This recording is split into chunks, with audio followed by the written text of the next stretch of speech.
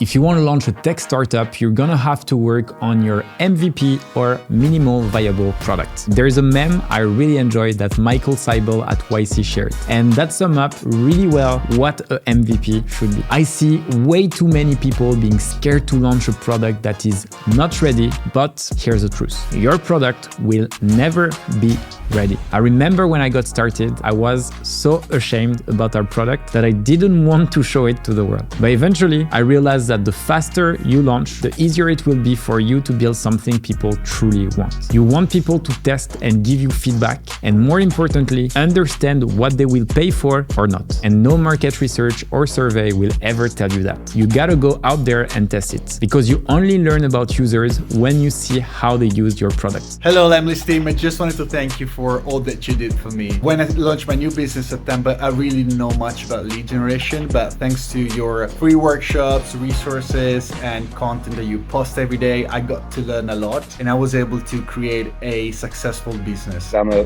very heavy Lemlist user. It really helps us, helps the company, helps Acto scale our outbound game. I love that it's multi-channel. I love that it's easy to use. I love how I can streamline our sales, especially on the top of the funnel, right? Keep doing what you do there. Really love it. In a revenue point of view, initially it was quite scary because we put it on, it was working well, and then it just went. We was getting 2 leads a week to 2 leads a day. Just keep up the good work. Lemlist, if you're not on it, you're losing out. It's one of the best cold email resources I've seen. When I looked at the email flow and the stats, I was like, I found a gold mine. Why isn't anyone else talking about this around me? And that was the moment of like, wow. Don't worry about people not being willing to talk to you ever again. If people talk to you, it's because they are early adopters with a real problem, so they're used to testing tools like this. And of course, it's not all sunshine and roses. Coming back to Lemlist, there were times when some people didn't like the product at all and thought it was shit. And to be honest, they were right. But that's how it got better. And eventually, this exact same people came back, sometimes years later. You would then believe the number of messages I've received from people who tried Lemlist when we started and came back later finding that the product has dramatically improved. And revenue, it all comes from Lemlist, truthfully. So I've been in agency for 10 years. Almost every single client that I've signed come from the Lemlist outreach. Go back to other platforms and I try it and I always come back. I'm getting better results here all the time. I've looked at other tools out there, things like HubSpot, stuff like that, but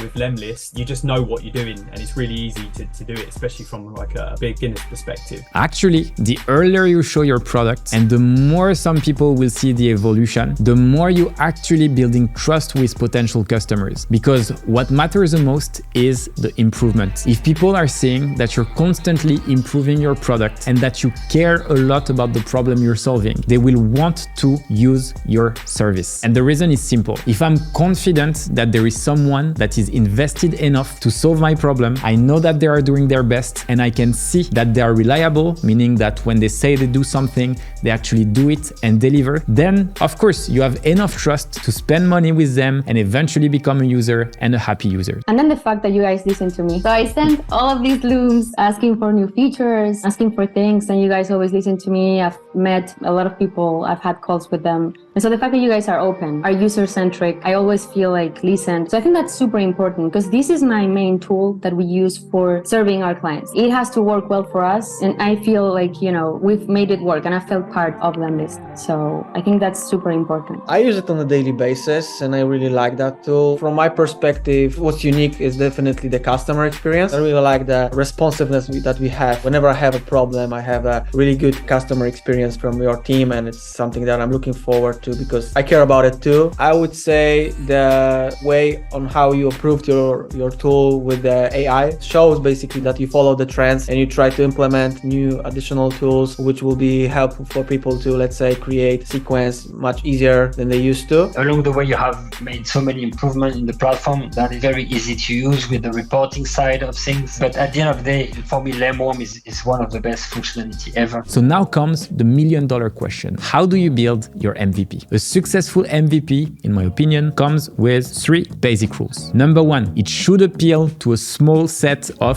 users. If you haven't watched my video on how to find a niche, make sure to do it. Number 2, it should be very fast to build, meaning weeks and not months, because you want people to test it as soon as possible. And number 3, it should have a unique differentiating feature. You want to validate that you spotted the right problem and that people are willing to pay for it. Here's a document you can steal in Notion. The goal is to split your MVP document into 4 parts. You want to remember what problem you're solving. So for example, in the doc we've created for Lemwarm, I put salespeople struggle to get their email delivered to their prospect inbox and end up in spam. So they can't grow their business anymore. Then you need to know who you're solving this for. As I mentioned, you need to choose your target as precisely as possible so you know your MVP will fit their needs. In that case, we want to help salespeople. Then comes the feature set. Here, you want to estimate how long each feature will take to build. And finally, you want only to select the key features for the MVP. I would always try to keep a feature set that can be done in less than 2 weeks, if less, even better. Now that you know why you must ship fast and how to find the right feature set, you have several options to get started. Number 1, you know how to code or have a technical co-founder. If we take Lemwarm, for example, we identified a pain point in the community and 2 weeks later, we had the MVP. Because the need was so intense, it didn't really matter how evolved the product was. And that's exactly why you need to build the MVP quickly, because it's the only way to know if you're solving a problem that's important enough for people to pay. Number 2, you don't know how to code and want to use no-code tools. For example, the startup Comet was built using only Airtable, MemberStack, and Bubble, 3 no-code tools. Their startup made up to $3 million in annual recurring revenue before they actually hired their first developer. And number 3, you don't know how to code and you want to use a dev shop or some freelancers. That's usually not something people would recommend, as it can go wrong in many different ways. But in my opinion, it can also work if you find the right person and have the right budget. So for example, Spencer is one of our community members. The most valuable part is being a part of the community that can actually help you moving forward. Other people who are basically doing the same thing that you're trying to do. So being able to network with them and reference and share tips with them has been a game changer. And he successfully built a business worth $2 million leveraging a dev shop offshore. Typically, I would either find people who've worked with DevShop in the past, or that can be recommended. Now that you know how to build your MVP, it's time to move to the next phase and talk about how to find the right price so you don't miss out on acquiring more customers. You'll be able to find all the important parts of this video, including unique checklist,